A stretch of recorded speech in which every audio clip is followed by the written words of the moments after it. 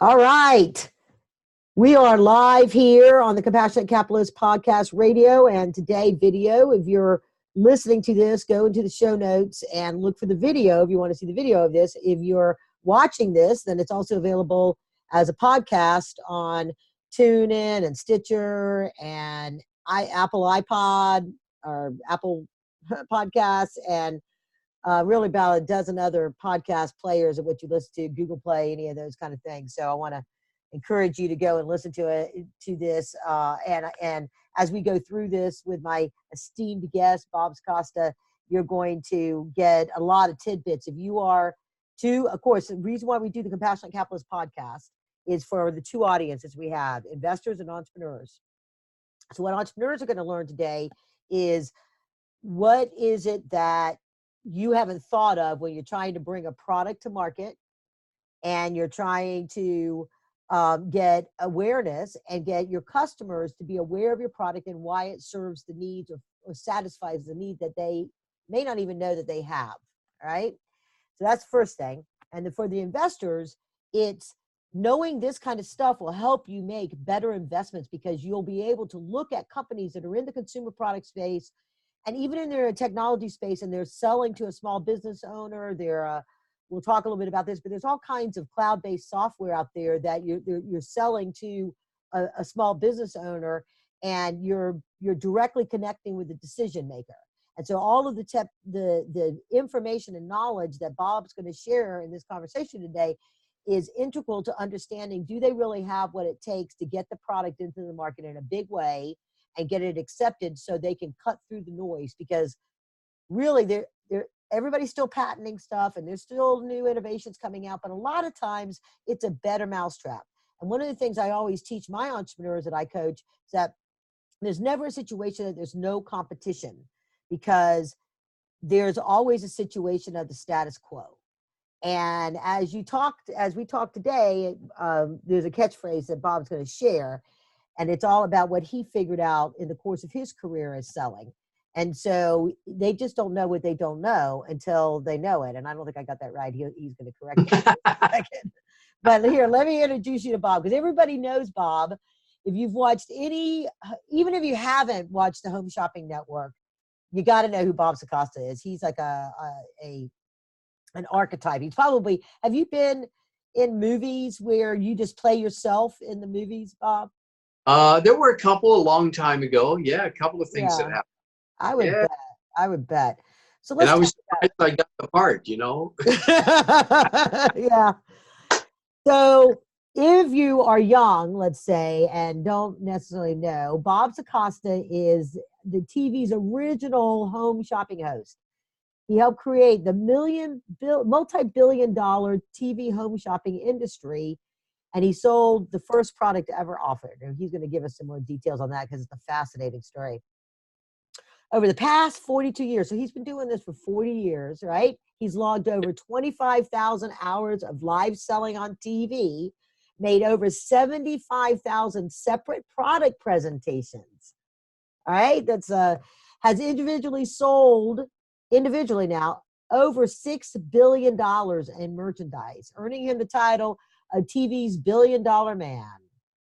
All right, so what we'll learn as we go through here, and it'll be very crystal clear as you hear the insights that Bob shares, but he helps entrepreneurs create an impactful and profitable pitch to maximize their sales and marketing on various marketing platforms, in addition to making record-breaking sales appearances on the TV shopping channels himself. He hosts a TV show called What a Great Idea with Bob and Chad, which is a live shopping channel in Canada. Bob is constantly sought after for his marketing expertise. I'm very happy that he took the time to be here today. His advice works, right? His clients have generated over 50 million in sales every year, right? He's got a book we'll talk a little bit about. It's called Life's a Pitch. And that's where it's a proven guide to successfully sell anything to anywhere. You can hold that up Bob has been featured on ABC's Good Morning America, NBC's Today Show, ABC's 2020, and in articles in USA Today and the Wall Street Journal. He's received the first ever HSN Legend Award for his contributions and lifetime achievements in the electronic retailing industry. And I had the opportunity, and the reason why we're having this call is because I had the opportunity to sit down next to Bob at a dinner for the Business Acceleration Network.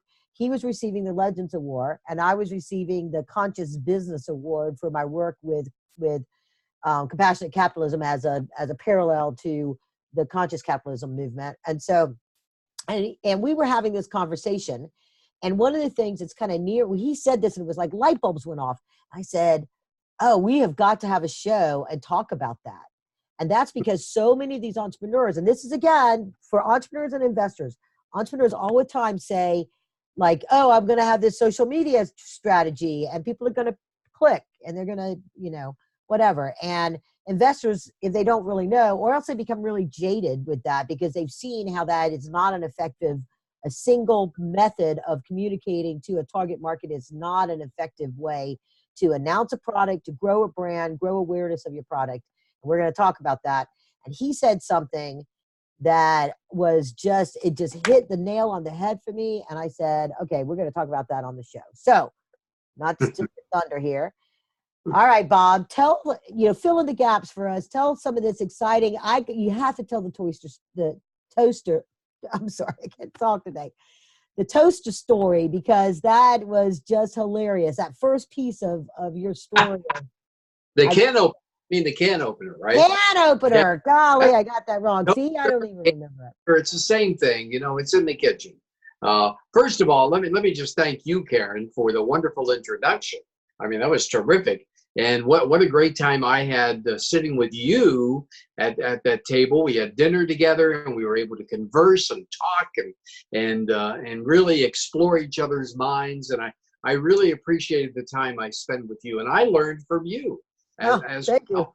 Yeah. So it's an honor to be with you, and I thank you very much for allowing me to be on the show. I think what you alluded to was the beginning, how the TV shopping industry really began, and many people are surprised to find out that it started not on TV, but it started on radio, and it was a very small radio station in Clearwater, Florida. And in fact, the name of the station was WWQT 1470 on your AM dial. You know, we thought this was big time. What everybody has to understand is that this was possibly the world's worst radio. It was awful. It was pathetic. And it had nothing to do with selling merchandise or anything like that. It had a format called News Talk. And we had talk shows. We did the news. And I had a talk show that I did every day from noon until 3. And again, had nothing to do with selling products or anything like that. We talked about politics and everything that's going on. But again, since this was possibly the world's worst radio station, you still have to sell advertising. If you don't sell advertising, you don't stay on the air. And the gentleman who owned the station, a guy by the name of Bud Paxson, he would go around town and he would try to get advertising, you know, contracts and all of that. And he was very, very good at it, but nobody wanted to advertise on this station. And nobody could really blame anybody for not wanting to advertise. But he did sell a few contracts here and there. And one day, all true now, he sold a 13-week advertising contract to an appliance store. And so for 13 weeks on my talk show, I talked about the appliance store, and I told people to go in and talked about specials and all of that. And at the end of that cycle, Bud went back to get paid for the advertising. And he walked into the store, and the guy who owned the store saw Bud, and he said, "What are you doing here?" And Bud said, "Well, I came back to renew the advertising." And Bud was always an optimist. And he said, "I'm here to renew it." And the guy who owned the store said, Renew what?" And Bud said, "The advertising." The guy said, "Are you kidding me?" He said, "Not one person has come in here and said that they even heard my commercial." And then he said to Bud, "You truly do have possibly the world's worst radio station." So they went back and forth, Karen, back and forth. And finally, the guy who owned the store said to Bud, "You know what? I'm not going to pay you." And Bud said, "Wait a minute, that's not how this works."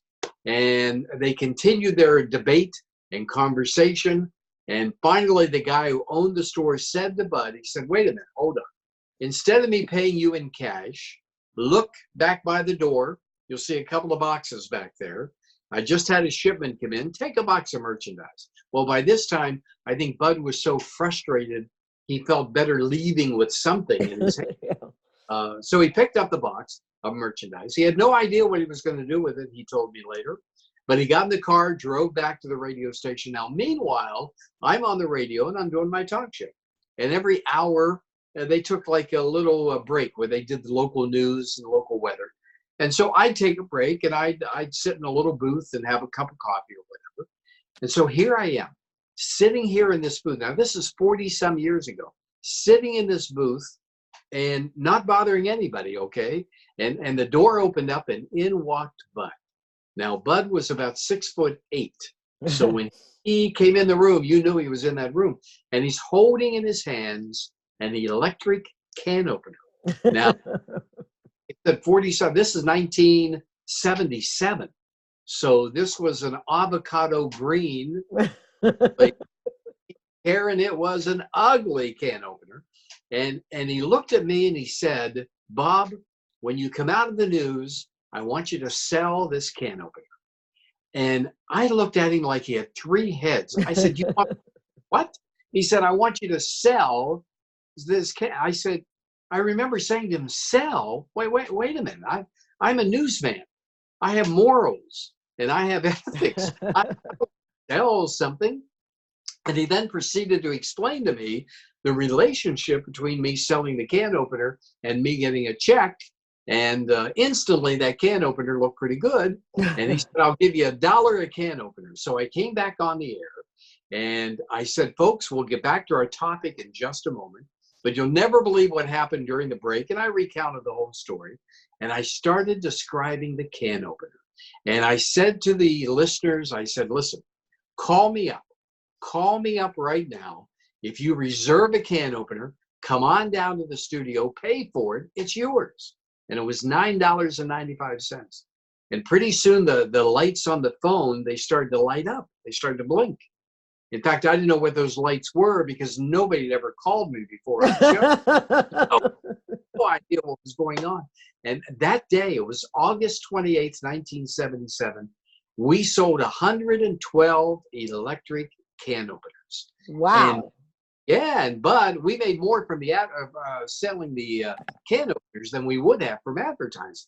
And Bud, being a great marketing guy and a great visionary, he said, wait a minute, I made more from doing it this way.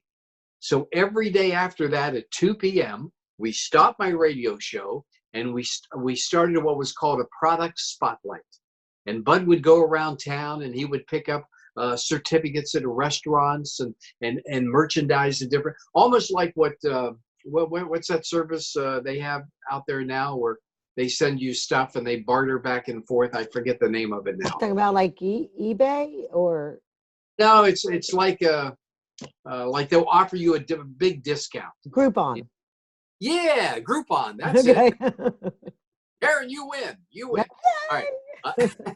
But yeah, so it was just like Groupon, but we were doing it 40-some years ago.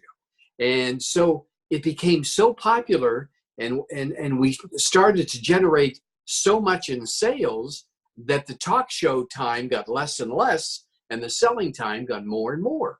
And we did that for 5 years on radio. Wow. Till the year 1982. And in that year, they wired this particular county here in Florida.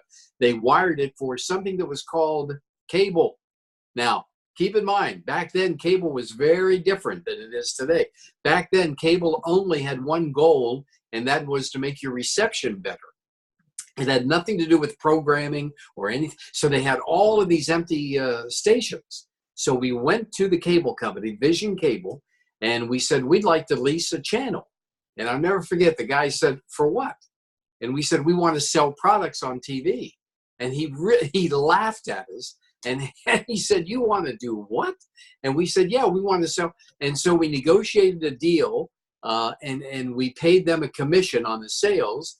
And so then we went to local cable TV, and we started doing the show.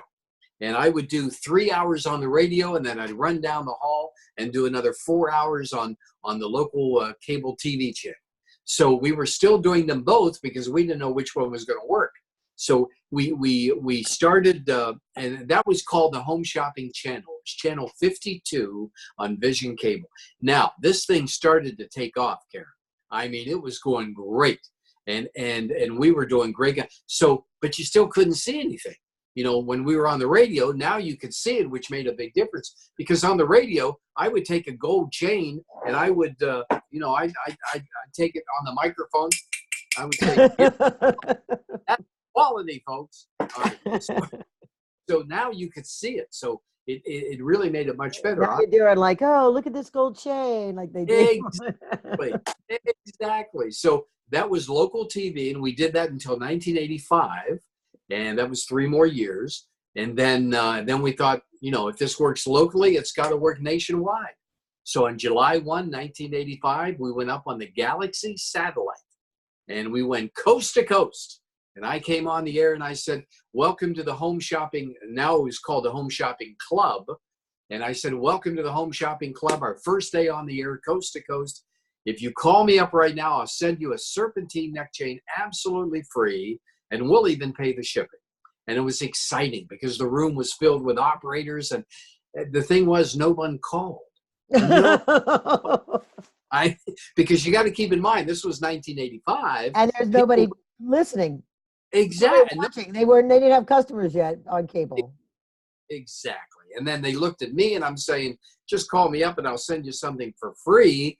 They're thinking, what's the catch? What's the gimmick? Right. Then we went to a couple of products with a deep discount, and a few calls trickled in, not very many. And then I said, free neck chain. Nobody still called.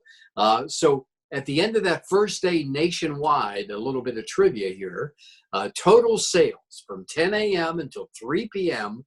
nationwide, coast to coast, first day of TV home shopping history, we did a total sales of 352.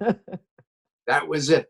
I call it my rule 352 because whenever I talk to entrepreneurs and they want to get everything going right away and they want to, make the most money within the first 3 days, I say, don't forget rule 352. And they say, what's that? I said, that was what we did the first day in total sales on TV shopping. And within 90 days of that day, Karen, we did $1 million in one day. Yeah. And I remember you mentioning about what Bud, is it Bud? It's Bud, right? Where he said, look out past these cameras, right? And so give that vision statement that he gave you and then how it is actually. Was such a great visionary. Such a great visionary. I mean, he knew because frankly and honestly, I went into him and I said, Bud, I got to find a job. Where's this going? When it was just local, I had no idea. He knew. He had that vision because he believed in it. And that's another thing that entrepreneurs have to keep in mind. They've got to keep that belief in what they're doing. And many times they'll be the only ones that do believe, but they've got to keep that. So he believed, and he told me, I think the quote you're looking for, he told me years before it ever happened, he said, one day, Bob, you're going to look out beyond that camera and you're going to see row after row of operators taking orders like a telethon. And if you go into the shopping center right now, the shopping channel right now, you'll go into the room a size of a football field and you'll see row after row of operators taking orders. So the man was a great, great visionary. And I know you'll agree. I mean, it takes vision. It does. To be in business. Yeah. On both sides, the investor side and the entrepreneur side. It does. So that's how. Yeah. And so, and one of the thing that you said to me when we were sitting down there, kind of, this is a good leadway into the next piece of that, because the difference between when you had said something to him about people don't know that they need a can opener, right? And it's probably sort of the fundamental philosophy of what has to happen when you're thinking about how you're targeting your customers and bringing your customers into your funnel. So give that little nugget. Yeah, it's what I found out, what I've learned over the past 40 some years, no matter what business you're in, no matter how you're marketing what you have, number one, you've got to understand there are two keys to the success in any business, and I've initialized them with the letters P and D. P stands for you've got to have the right presentation. In other words, you have to have the right message. Mm, And then D, you have to have the right distribution. You got to be in the right marketplace. You got to be in front of the right people. If you have a great message, but you're in front of the wrong people, you're never going to maximize your return. And the opposite's true as well. So with that presentation, you've got to be able to create the need for what you have. You have to be able to inspire others to want what you have. Now, this is very important to understand. I'm not talking about trying to get people to get something that they don't need at all or anything like that. That's not it. You have to build this upon integrity and honesty. But when you're communicating what it is you have to do it from not your perspective, but from the other person's perspective. And one day, the wildest item I think I've ever been presented, they came in and they gave me this product, and this was in the 80s, before cell phones. And it was an AM, FM radio telephone toilet paper dispenser.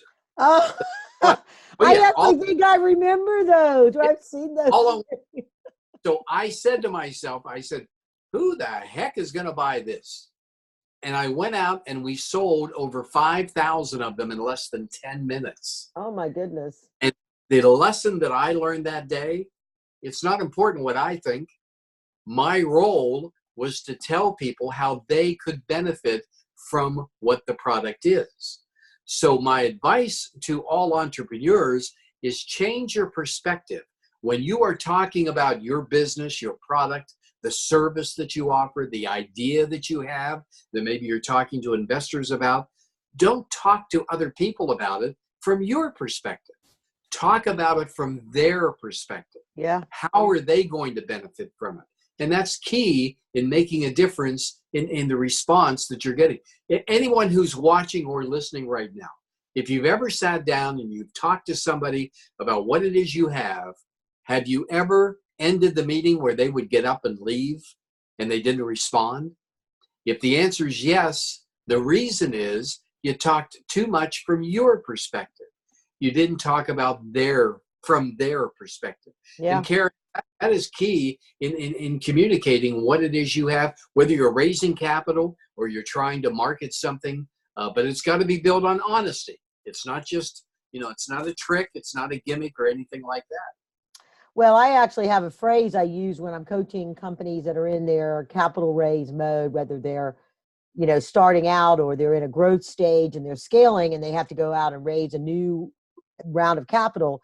Right. You're matching up just like you match. I mean, my philosophy on raising capital is very similar to a philosophy on sales and customer engagement on that. So, trust factor is always a part of it. But I have this thing that I call why an investor cares, the WIC statement. Right. And there you go. Trademark that because it's like the one sentence or two sentences that they'll go, oh, yeah, I want to learn more. It's that first little hook that you give them that makes them care about listening any longer. Right. And then as you said with your thing, it was your message, your P for your message and your presentation. And was it T for target? No, the D would be distribution. Where are you going to what you are? If your business or product or whatever it is you have, if it's not where you want it to be right now, I guarantee you can trace it back to not having one of those keys or maybe both. The president is wrong or you're in front of the wrong people. Yeah. Oh yeah. You've got to get those two things to click. No doubt. But you're so right. I mean, what it boils down to is that perspective. If you sit down with somebody and say, well, let me just tell you about this cup right here. This is the greatest cup in the world. I love this cup. And when you drink from this cup, you're really going to enjoy it. And it's a great cup. It's got a super handle on it and all of that. From my perspective, it's much better to say, let me tell you about a way to experience a drink of coffee, a cup of coffee like you've never experienced it before. When you put it in this cup, that handle is just so perfectly molded that your hand is going to fit in there and you're going to be so comfortable in the way you drink it. And when you take that, so you go on and on from there, but you talk from the other person's perspective. That's key. And it's one of the biggest faults, not faults, I don't want to say faults, the challenges. It's one of the biggest challenges that I've noticed entrepreneurs have, is that they don't have that right message. And when you don't have the right message, you're out of the game. Yeah. Okay? Just like that, you're out of the game. And that's why in my boot camp that I do, we spend a whole half a day. I spend with individuals just drilling down what it is they have and creating their message for them. So it's such a big part and such an important part, because selling is nothing more than communication. That's what it is. It's a fact. But so many people get hung up on the word sell. Right. They get intimidated. They get uncomfortable or whatever it is. Forget about selling. I have people that come to me every day, Karen, and they say, how can I sell more of my product? How can I sell, people on my concept, on my idea? How can I raise more? If you want to sell more, stop selling and start helping. Start helping others with what you have. When you do that, you'll see a different result. So let's take a little segue there, since you brought up the boot camp. How often do you do those boot camps? And I'm guessing Circosta.com is where they go to get information on those? Or? For more information, they can go to bobandchad.com. Chad Allen is my business partner, and we do it together. But bobandchad.com, and that's spelled out the word and. Bobandchad.com, and you can find out more information about the boot camp, or you can send an email, info at bobandchad.com, and my team will get back in touch with you and answer any and all of your questions, and chances are I'll get on the phone with you to answer all those questions. But it's a 2-day. We do a 2-day boot camp. I do it once a quarter. The next one's coming up on February 7th and 8th. I don't know which dates that people are watching or listening to this, what we're doing right now, but the next one's coming up February 7th and 8th, 2020, and it's at our conference center in Clearwater, Florida. And it really, I developed it years and years ago, because the reason I developed it was because I found out that here's what people wanted to know. They were well aware of what they had. They knew their product. They knew their business. They knew that idea. They knew they needed to raise money or whatever. They knew what they had, but they didn't know what to do next. That was the big thing. They didn't know what to do next. So I put together this agenda, and we really drilled down deeply in perfecting the presentation, and perfecting the distribution, and determining what it is exactly that you have to do next to make it happen. Now, I have very limited, I mean, we don't have hundreds and hundreds of people, because I limited to no more than 20 people. And the reason I do that is because everybody's different. Someone might be sitting there with an idea. The next person may have a finished product. The next person may be a consultant or a coach or a mentor. The next one might be looking for, investment money and capital, and everyone's different. And so in order to give that customized personal approach and to find out exactly what it is you need, you can't have 100 and some people. You'll never justice. So that's why we limit it to 20 people. Okay, good. Very good. So one of the things that we had talked about, and you had, and you had mentioned that it totally made sense to me. And this was my, aha thing that I said, we've got to get you on the show. Right.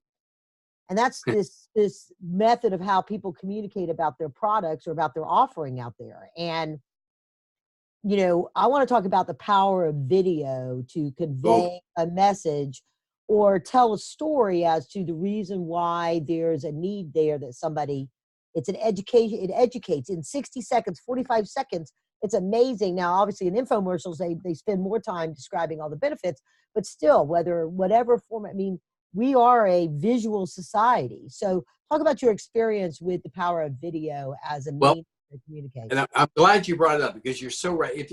If you really analyze the TV shopping model and identify the secret sauce, what made it work and what continues to make it so effective. And I mean, it's a $20 billion industry. So it's still very huge, and it's growing. It's up 18% over last year. So it's growing. But what really made it happen? It combined two things. Video. We were able to learn how to take a video showing something and combining it with a message to get a result. That's it. Video plus a message, combining the two in order to get a response. And what excites me, Karen, more than anything else is that today, because of this, and for Right. I'm holding up a cell phone, okay? Yep. Intelligent phones, mobile phones, that's right. Every single person who has a cell phone, every person has their own shopping channel right now. You can make videos, you can send them to the world, you can put them on various social media platforms. You have your own shopping channel. We go into this deeply at the boot camp, by the way, but how do you maximize that? How do you take what it is you have and how do you get it out there? Once again, we go back to the P and the D. You got to have the right presentation and you have to have the right distribution. So everybody has access more now today than ever before to be able to market what they have to everybody. And that brings up another point. Don't just think about your business or your product, not just that, or the service you offer, not just that. You have to market you. You are a product. You're a product. And you have to start thinking about yourself as a product. Why should people listen to you? What's the benefit of listening to you out there? How are you going to help me achieve what I want to achieve? You've got to answer those questions. So to be able to take that video and a message, combine it, everybody can do it 24/7 now because of the cell phone. It's never been easier than that. Right.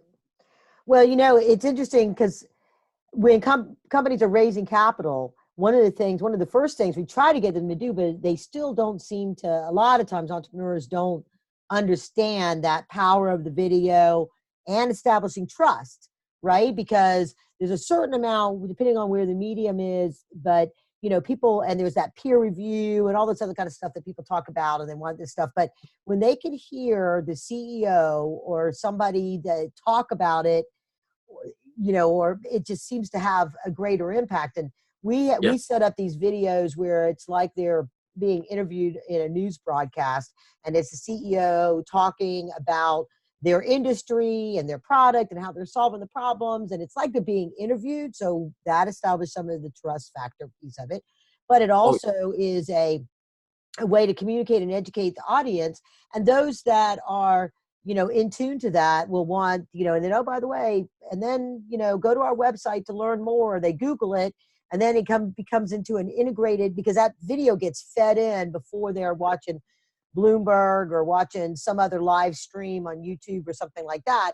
And it gets fed in there, and they feel like they've been educated on something. And if they're an investor, they're like, oh, that's an interesting, I didn't know that company. And because of the general solicitation rules under the various crowdfunding platforms, investors can say, entrepreneurs can say, and we're raising capital to expand this into the marketplace and things like that. They can say that kind of stuff. Go to our website for more information. And it's just a great way to establish credibility, get that introduction in a way that, gets things out there. And I think that's kind of what the infomercials have always done, because a lot of times, how often do they have entrepreneurs on there versus just spokesperson or a combination of them? They like to use the entrepreneurs, because one thing you can't teach someone is the passion. Right. And the entrepreneur has that passion, what they invented or what they've created. It's interesting that you bring up that concept that you just alluded to, because that's how What a Great Idea started many years ago. Right. I saw there was no vehicle for entrepreneurs out there. And so I started to do videos under the banner of What a Great Idea, where I would have the entrepreneur as my guest. And just like you described, we would do an interview. And I was able to build that credibility for the person. I was able to talk about them. I was able to do a call to action.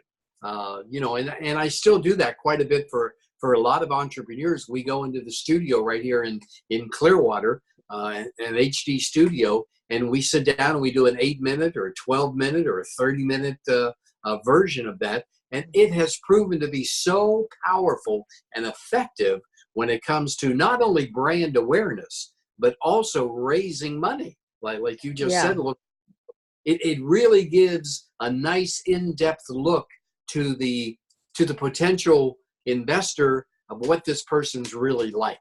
And I love doing those shows. I do maybe 3 or 4 a month. Yeah. But you're right. I mean, it's a great vehicle for entrepreneurs. Well, that's one of the things, I think, the reason why reward-based crowdfunding, the Kickstarters and the Indiegogos of the world have become, we're such a trailblazer in a way, kind of like home shopping networks and infomercials were, 20 years before, because it was a way for these companies that were trying to get new products launched to the market. They were in advanced selling, selling products so that they could go build it. But it was these short little videos, and people fell in love with the video, whether they used humor or just, depending on the topic, if it was a scientific type discovery, whatever it is, they looked at who was going to be, back to your point, the message, right? Who's going to be most inclined to relate to and respond to what I'm talking about. So and within the context of what it is I do, I'm going to convey that as part of my video outreach. And so, that's one of the things that I've thought has been really interesting as I watch TV. I usually record stuff and stream it or whatever, but seem to watch a lot of news.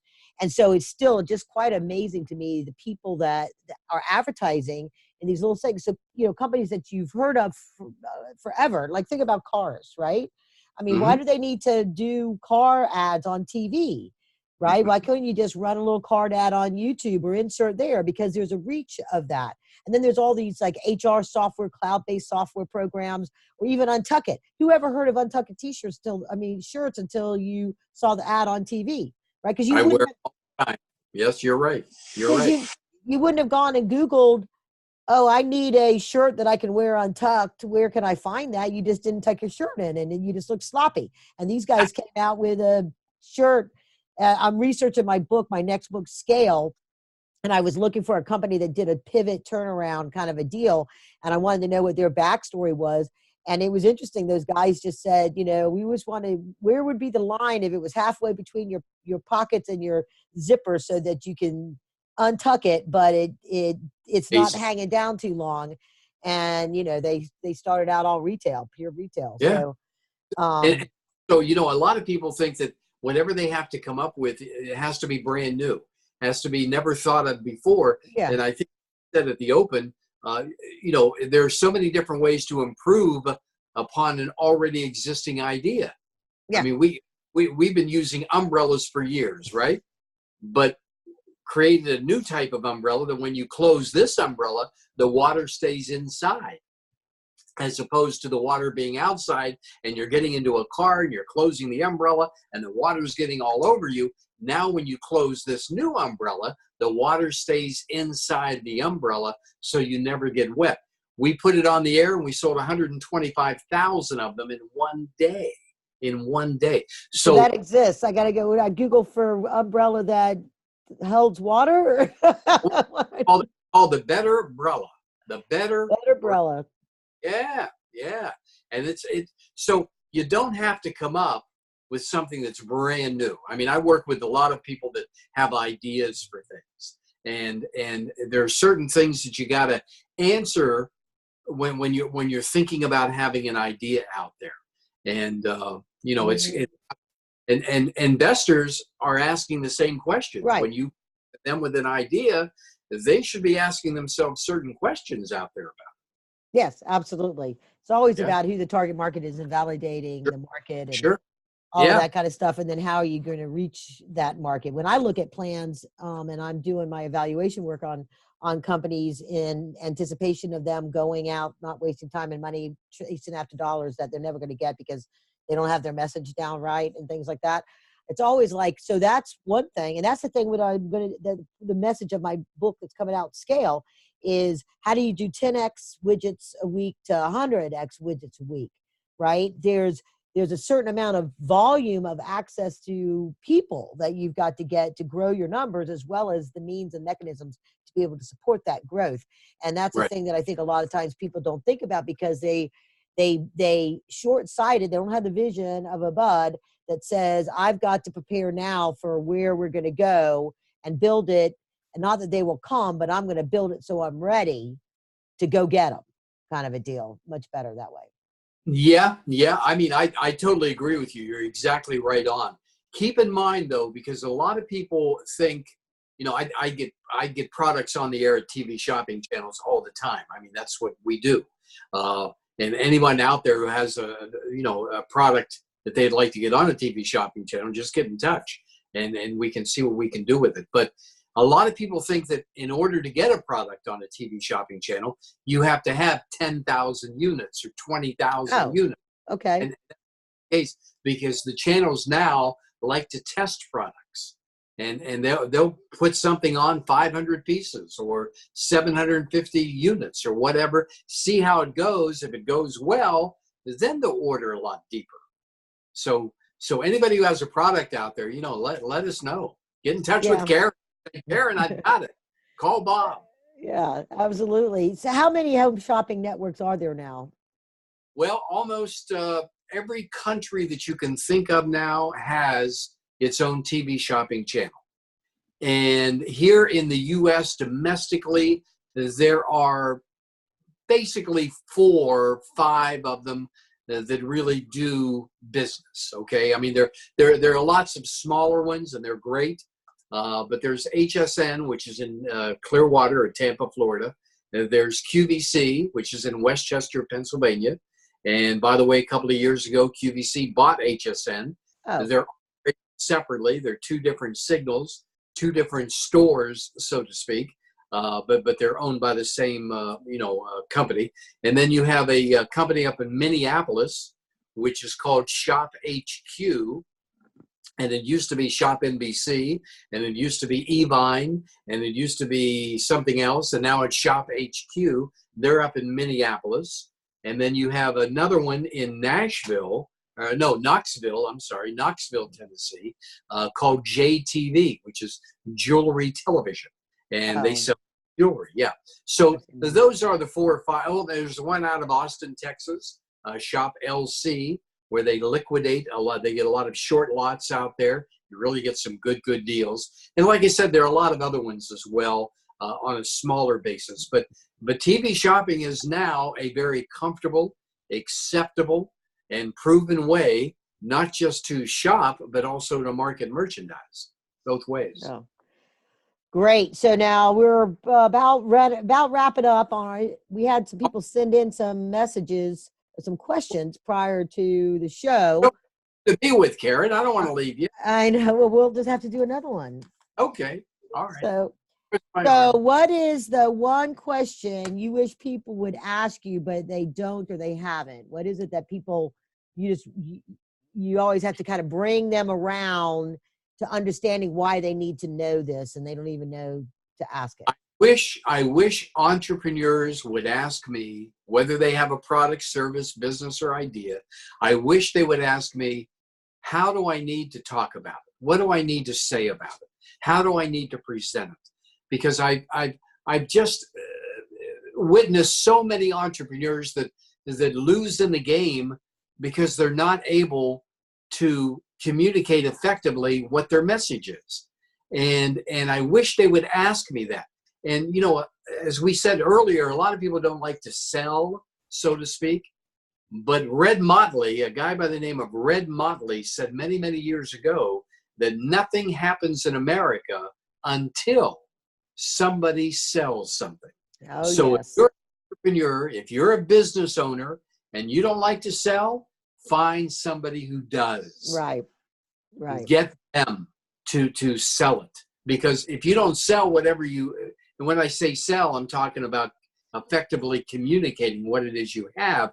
If you can't do that about what you have, you're done. You're out. Nothing else matters. So I wish that people would ask me, okay, well, how would I say this? How would I do this? See, I learned a long time ago, because in home shopping, you have to be very focused in your message, because everything is built on time. Everything is time related. We have a term, in fact, I came up with a term years ago called DPM, dollars per minute. That's the rating system in the Ooh. it's dollars per minute. But I'm here to tell you that even when you're talking to somebody face to face or on the phone, you too have dollars per minute, because the attention span is not going to last forever. Mm-hmm. And a lot of people feel that in the amount of time they have to talk about what it is they have, they think they have to tell everybody everything they know about it. And that's not the case. Right. So people would ask me about that, you know. Yeah, it's actually even similar to when I teach companies about how to do their elevator pitch and to network with their elevator pitch, right? It's one thing when you stand up in front of a room and you got 90 seconds to say what it is that you do, but when you're having a conversation, it's kind of like the old hot potato game. Like, we have a workshop, and you have to, you want them to engage them. So you want to have, put a message out there, find out in effect if they're qualifying, and have them come back and ask you a question. And so that you can continue on in the conversation and drive them towards where it is that you want them to go, without just fire hosing them with something. And don't be afraid to what I call think out loud. See, on TV, when I'm talking about a product and during a presentation, I have to overcome objections that I'm never going to hear. There's no call up and say, let me tell you why I'm not going to buy this. Right. You know, that happens. But you're right, in face-to-face communication, you have to, part of the process is to find out why the other person doesn't want what you have. And then you have to overcome that in a beneficial way. Once again, build on trust, honesty, and integrity. So you get to overcome that. And that's what you have to do. Right. Yeah, and particularly investors, I have this diagram I use where there's a circle with a line in the middle, really simple, but above it is the conscious mind, and then below it is the subconscious mind. Yeah. And the conscious mind is the hope. All investors hope that they're going to make money, that this entrepreneur is going to be successful, and they want to invest and share in that success. And then underneath the line, the fear is the fear of losing their money, quite frankly, because I don't know a single angel investor out there that hadn't lost money on a deal, or believes they're going to lose money because they're flat. They're in what we call a payroll exit. And so you have to understand, when you're talking to these investors, what is it that's going in behind the scenes in their mind of, why is it, this sounds too good to be true. You probably have that in the product space where people all the time. It's too good to be true. So that would be one of those questions. You're like, well, I know this sounds like it's too good to be true, right? And I say that. I know what you're thinking. You're thinking that this sounds too good. Well, let me explain why it is real. And that's what I go through. But you're right. Now, you just mentioned those two things, those two feelings, so to speak. And when you're talking to an investor, you're right. That investor is having an internal conversation. And they're asking themselves, why should I do this? Why should I do it? So understanding that, now you're the entrepreneur who's doing the presentation. Shouldn't you address those concerns? Because if you can solve those concerns, then you're in. All right. Yeah. Then it's a win-win situation. And that's another thing. People that are selling anything, anywhere, you have to think about your role is that of a problem solver. All right. If I can solve your problems, you want what I have. Right. And there's a difference between wanting and needing. So understand the problem, communicate the problem effectively, and then solve the problem. Mm-hmm. right?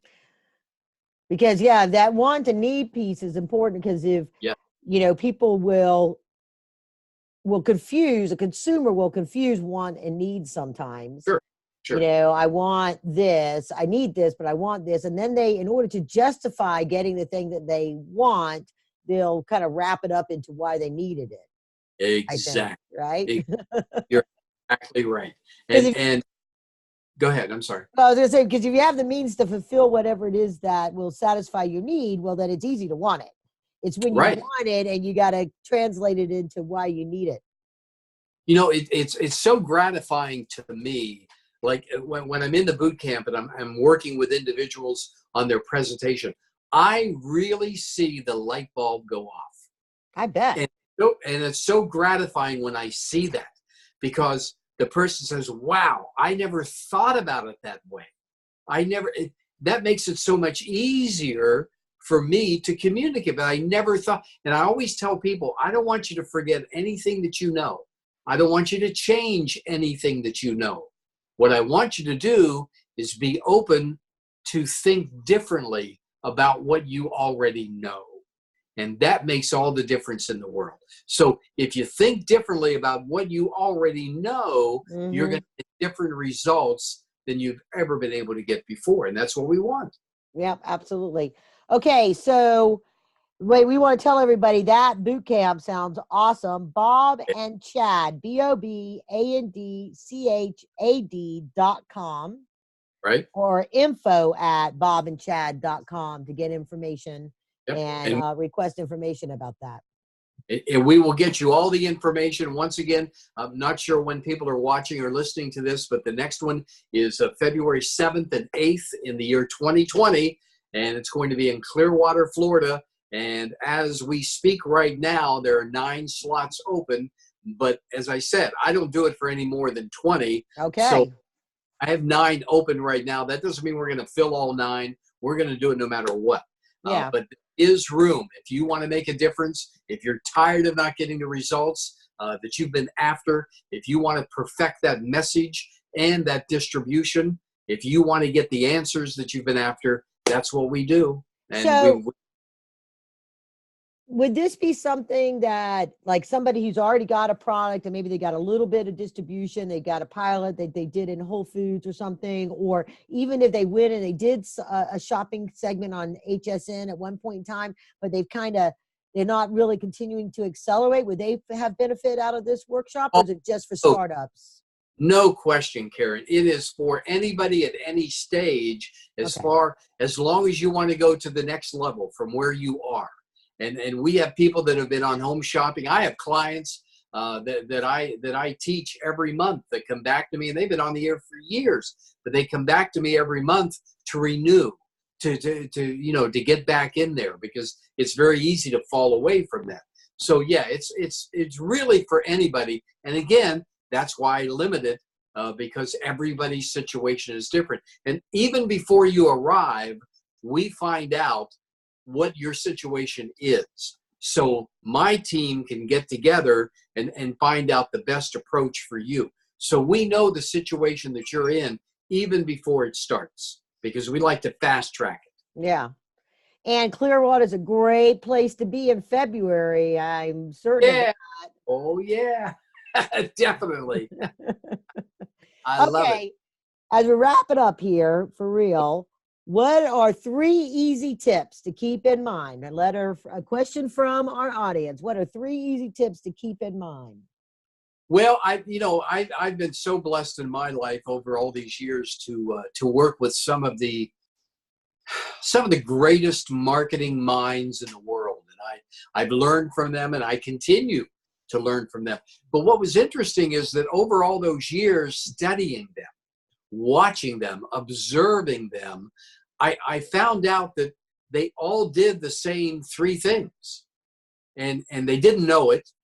And I don't think they did it by design. I don't think they sat down and said, let me do this, this, and this. But in order to get the successful results that they've been able to achieve, they've done the same 3 things. And I call them my ABCs. The A They all had a great attitude. And I'm not just talking about positive thinking. That's important. But I'm talking about positive doing. And they all felt that at the outset of any given situation, one's attitude determined to a great degree the outcome of that situation. And they really had the right attitude, the can-do attitude, because it's so easy to be negative, and it's so easy to come up with reasons why something won't work, as opposed to focusing on the one reason why it will work. And so they all had great attitude. They also, they also had a great belief. We talked about that earlier about Bud Paxson. He had an incredible belief in the vision that he was doing. But all of these experts, and I do mean experts in every sense of the word, they had a great belief system in themselves, in what they were offering, in their business and their products. But they also had a great belief in the people around them. And that's what made it happen. Don't try to do everything by yourself. All right. I mean, you may be the only one who believes it can be done. Don't get me wrong. Yeah. But create a team. Create the people around you that can propel you to that next level, that know how to do it because of past experience. So they had the right attitude. They had the right belief. And then the commitment. They had the right commitment. They made that commitment deep down. Not convenience. Had nothing to do with convenience, had nothing to do with, well, I'll do this when this happens or that happens. No. It was a commitment that failure is not an option, that they were going to do it no matter what other people said. They didn't make internal decisions based on external factors. They knew deep down that they were going to do this. And so those three things, the right attitude, the belief, the commitment, I think if you subscribe to those and make those part of your DNA, so to speak, and you live them day in and day out, I think they will serve you very, very well in you taking what you have to where you want to. Yes, that sounds like it should be a plaque on a wall, and I should have it like right there to look at every day. Not a bad idea. Maybe I'll come up with that. I'll put the plaque up. Yeah, and then you can sell it. There you go. That's great. That's great. ABCs of success: attitude, belief, and commitment. And they're in my. And I even state them in my book. There's my book right there. There you go. Well, good. Yeah, life's a pitch. And it really is, and it's about communication. You know, over the years, Karen, I've had so many people come to me, and publishers and people of that nature, saying, you know, we'd like you to do a book. You know, you've been in this industry longer than anybody. You know, give us some secrets of the celebrities and the thing. Well, I don't write a gossip book. I mean, that's just not me. I wanted to put together more of a reference manual that people on the way to a meeting with an investor or on the way to an important presentation, that they could rely and go back to that book and find out, okay, here's the checklist. Here's what I need to make sure that I follow in what order. And so that's what I did. And I give the story of home shopping, like what we talked about earlier. But basically, it's a reference book that any entrepreneur can benefit from. And it's called Life's a Pitch. And it's available on Amazon and you can go to the website where I'm in the process of doing some changes on it. So it's not on Amazon right now, but you can go to my website, which is bobcircosta.com, or you can go to bobandchad.com and it will be listed there. There's a special on it, I think, too, but it's listed there. And it really, I mean, I put my heart and soul into it to answer a lot of these questions and address a lot of these issues that you and I have been talking about today. Yeah, very good. I like that. I'm gonna quote you in my book, and I'll reference your book in my book.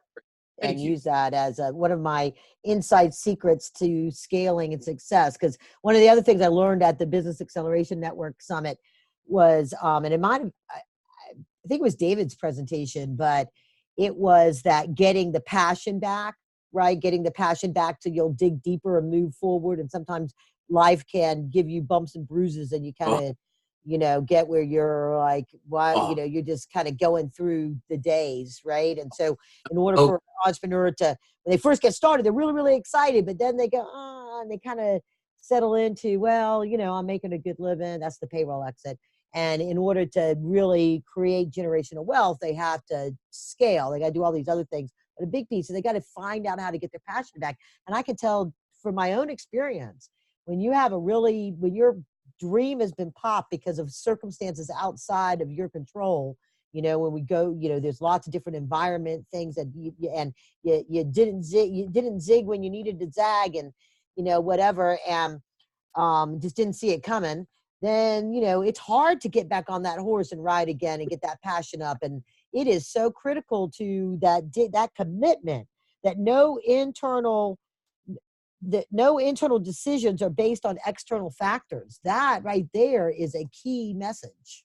Yep, and it's so true. It's so my good friend Les Brown has a great saying. Yes. And he always says that when life knocks you down, try to land on your back, because if you can look up, you can get up. There you go. Always tells people that, and I've never forgotten it. And it's so true what he says. Yeah, yeah. Because life is going to knock you down. I guarantee that. That's just part of life. Yep, yep. All right.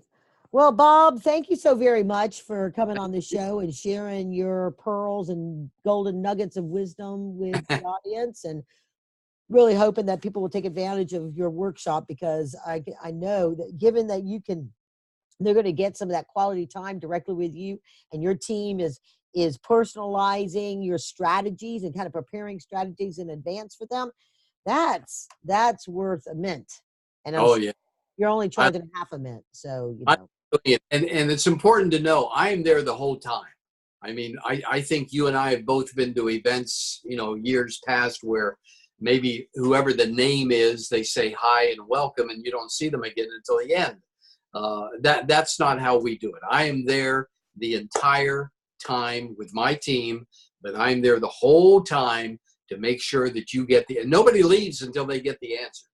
Nobody. That's ever put an end time on it, because we don't leave until you're satisfied and until you get the answers that you want. So thank you, Karen. I really appreciate the opportunity. And it was a delight, as I said at the outset, to meet you that night, have dinner with you, and spend time with you. And today it's the same. I really appreciate the time with you. And I hope it's just the beginning of many other times that we can spend together. Me too, Bob. All right. And for everybody listening in, please go share this with people that you know that will benefit from it. We've given you Bob's websites, bobcircosta.com and bobandchad.com. My website is karenrands.co. If you're watching, you can see my book, and there's my website up there. And if you're listening, karenrands.co, you can get to all my social media, you can get to prior podcasts, you can get information about the book.